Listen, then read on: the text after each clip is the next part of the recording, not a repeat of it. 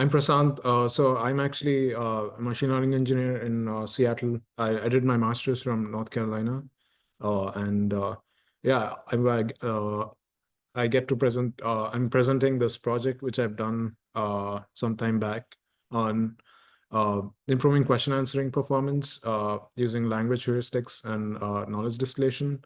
So at this conference. So yeah, thanks again. Yeah.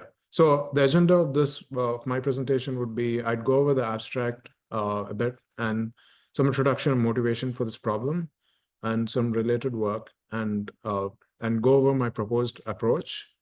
And then I'll go over my experiment design and implementation and some results for my program and some limitations of this and some future work. So yeah, to get going, the abstract of my the problem I'm dealing with is on question answering systems.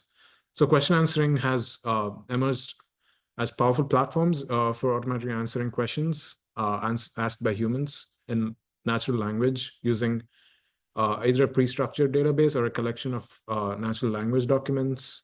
So it basically comes under the intersection of natural language processing and information retrieval. So in this problem I worked on, we intend to build upon the existing BERT implementation in question answering.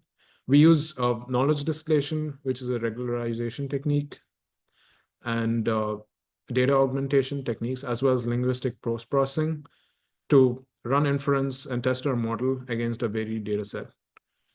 So yeah. So yeah, as I mentioned before, there's been significant progress in question answering systems. For example, IBM's question answering system, Watson, is the de facto, is defeated to two greatest Jeopardy champions. And currently, most question answering systems undergo a pre-training phase with a corpus or documents containing necessary information. And this will be considered as a dialogue context. And then they will then predict answers to post questions based on what they've been trained on. So for example, if a model can be trained on the Apollo space program paragraph, it can be asked questions like, what space station was the manned mission in 1973? And it's going to return the answer for that. But however, training against large paragraphs and corpus, I mean, it's going to take longer. And especially if it's a very large model happening for inference during real time, the user is waiting for the answer. So it'll be immensely helpful if the training time of large context models can be reduced so that the system can respond immediately. So our general approach is to apply language heuristics, augmentation techniques, along with optimization and dimensionality reduction to a traditional question answering system to improve the accuracy and performance. So we primarily rely on the Stanford Question Answering Dataset. It's called SQUAD. So SQUAD is a reading comprehension dataset consisting of so in this slide, as you can see, it consists of like 10,000 plus questions posed by crowd workers on a set of Wikipedia articles where the answer to each question is a segment of text from the corresponding reading passage. So, but as you may know, BERT is the bidirectional encoder representation from transformers. It's an encoder-only model, and it's has and it executes state-of-the-art performance for various NLP tasks, including question answering. And we pre-train the BERT model is pre-trained using masked language modeling and next sentence prediction. While it does produce high accuracy, it is computationally expensive. So given that it is computationally expensive, there's also a distilled or lighter version of BERT with fewer parameters and faster inference. So yeah, and this is produced by training a student model to mimic the behavior and predictions of the teacher model. And the student model is a much lighter model, but so it compromises accuracy, a bit of accuracy for performance, runtime latency, and performance. So as a bit of related work on this problem, since in this project, we are using BERT as a baseline model. Uh, and But recently, Google AI language pushed their model to a new level on Squad 2.0 with n-gram masking and synthetic self-training. Compared to BERT's single word masking, n-gram masking training enhanced its ability to handle more complicated problems. But as I mentioned before, given pre-training is extremely expensive and time-consuming. So, and for us, data augmentation is an effective technique to improve the model performance in many NLP tasks and can also help break the limitation of dataset size. So Wei and Zoe proposed an easy data augmentation technique with 4 simple operations to enhance the training dataset for text classification. In particular, they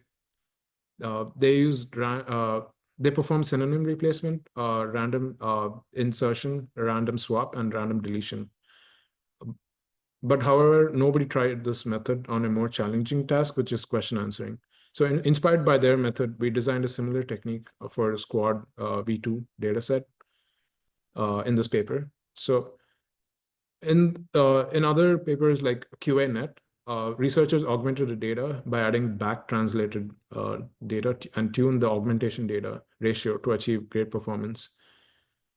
Yeah, and we decided to also use this data augmentation technique to improve the training data set.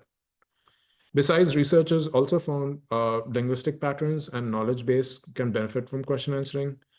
And their findings inspired us to design a series of post-processing linguistic rules to help our model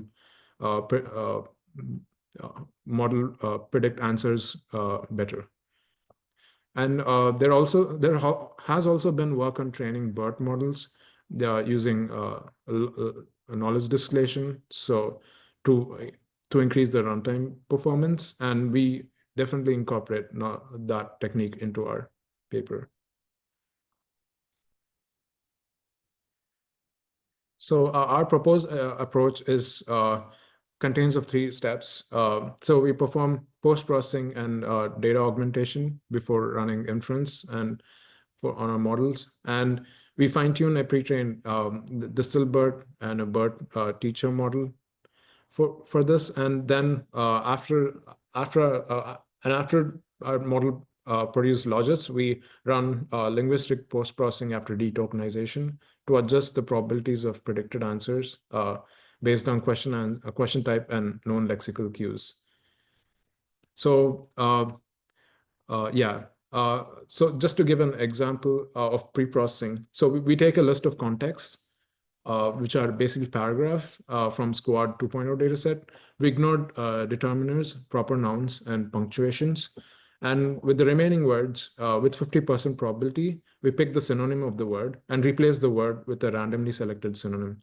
So in this way, we form an augmented dataset using synonym and random replacement. And this enriches the training data, and we've noticed the performance and model generalization capability increases with this technique. Yeah. So here, as you can see an example, we have a context here from Beyonce and a paragraph on that. And the question is, when did Beyonce start becoming popular? And the answer for that is in the late 1990s. So an example data augmentation change would be to replace lead with leading. And this replacement would not change the answer span from the context. So yeah, this is one example.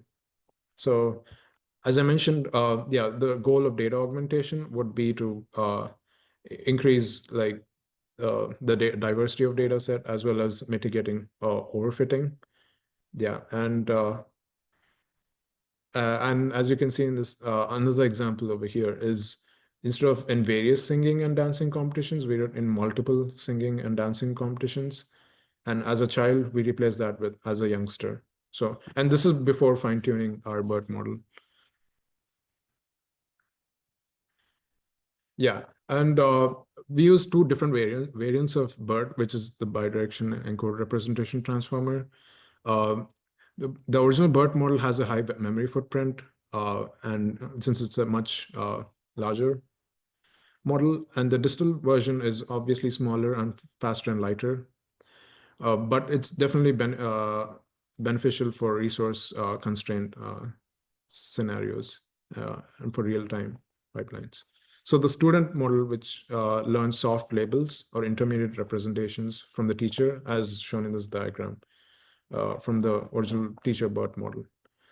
The metrics we use in our pipeline would actually be the exact match score and F1 scores.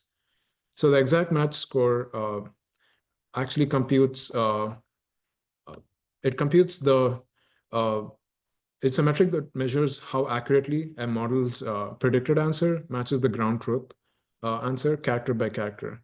Essentially, it gives a score of 1 if the answer is completely identical and 0 if there is even a single difference.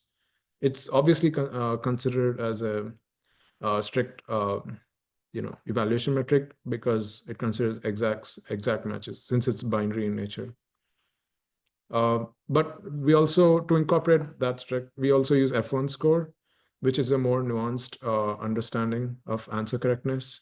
So, and EM score, since typically EM score is often used alongside the F1 score, which considers partial matches based on word overlap. So yeah, as our experimental design over here, we obviously have data sets where we have use Squad 2.0, which has context paragraphs, questions, and potentially unanswerable queries. And we also generate an augmented data set, which is augmented Squad, which is synonym-based transformations. And our implementation, we use the pre-trained BERT and distill BERT model from Hugging Face. And we experiment grid search across different parameters, hyperparameters like learning rate, batch size, the max sequence length, and training epochs. And as mentioned before, we evaluate using exact match score and F1 score on the dev dataset. And we also set up a script containing post-processing heuristics, where we identify the question type, which is, for example, when, where, whose, which, and raise probability of plausible answer tokens of the answer. So if an answer, if an answer is more probable for a question type, then we increase the probability of that token, and therefore giving it a higher chance. So these are generally curated heuristics based on the time. So for example, if a question type has when, we increase the probability of the answer which contains the date and time. And as for our performance metrics, we also consider latency, which is the inference time for our development dataset. Since real-time production systems, latency is critical, and we care a lot about it. So here in our results, we conducted several experiments on running inference without post-processing, with linguistic post-processing, and also data augmentation. So as you can see, without data augmentation, we have an EM score of 64 without post-processing, and an EM score on for distill BERT, and an EM score of 69 for BERT. So and without post-processing, we see a slightly lesser EM score of 64.579 with distill BERT and 69.342 with BERT. So this table is generally for where we didn't apply data augmentation, but I have another table which shows with data augmentation. So So from this table, we can gather that BERT is obviously better than distilled BERT, but obviously its runtime performance is lesser. But generally, we see that the EM score is slightly better with post-processing, with our linguistic post-processing. So therefore, we conclude that our linguistic post-processing helped, although by a very slight margin, helped increase the accuracy and performance exact match score for the question answering task. And in the result, you can see that the Distal-BERT model latency is much lesser than the BERT model. So as you can see that we only take the green bar is Distal-BERT while the blue bar is BERT, and its latency is 150 compared to BERT in both the scenarios, with and without post-processing. And with data augmentation, we see a similar result as the last table. So with data augmentation, we find that distilled BERT has an EM score 51, and BERT has a EM score 51.973. And without post-processing, our EM score is 51.65, and BERT has 51.966.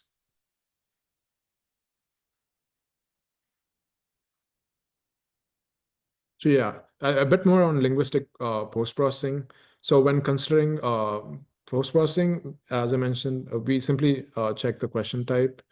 And if an answer associated with it consists of specific words, we increase the probability of that answer.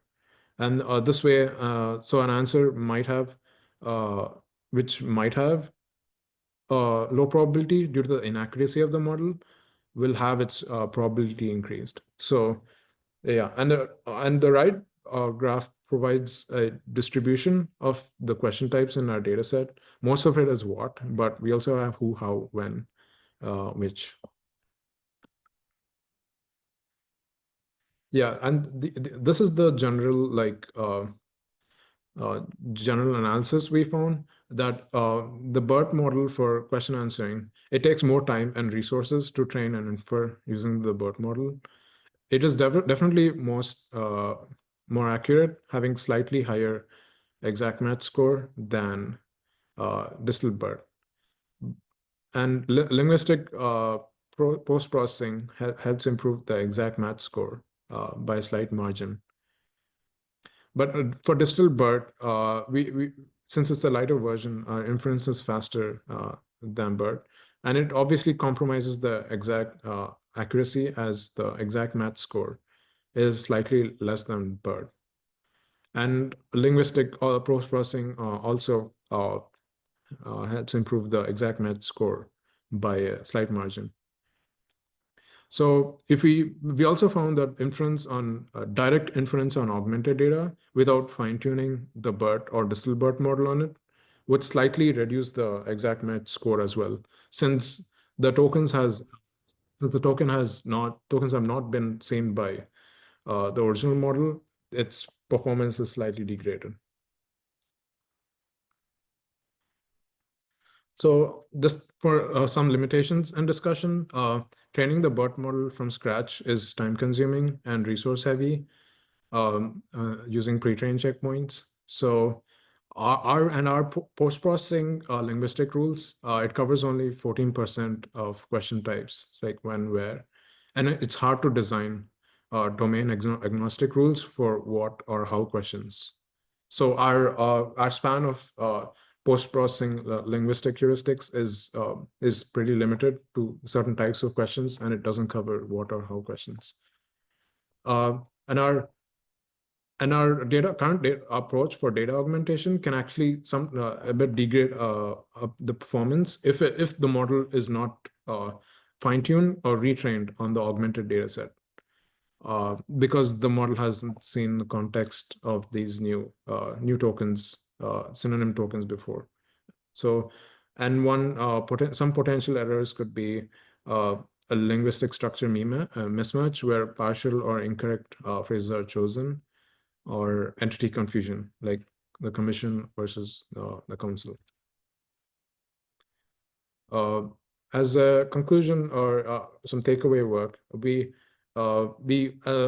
find that distilled BERT is a practical alternative to BERT, offering faster inference and at a slight accuracy cost. Linguistic post-processing rules can marginally boost accuracy, but most importantly, knowledge distillation and data augmentation helps optimize question answering systems. So for future directions, training on augmented data would be an important step for future work, so that it can handle all forms of data. And we found that training on augmented data, retraining on augmented data would improve the performance during inference for a more hybrid and varied set of data sets due to model generalization. And incorporating other types of questions in post-processing would also help the accuracy and aim score of the model inference. Some work has already been done in this regard, but we take the help of Penn tree bank discourses to tag the question text. And once we obtain the tags, it is actually more easier to identify the type of question here. And as an acknowledgement, I'd like to thank the Department of Computer Science at North Carolina State University in US to support this project and help with analysis and resources. Yeah, that's all I had.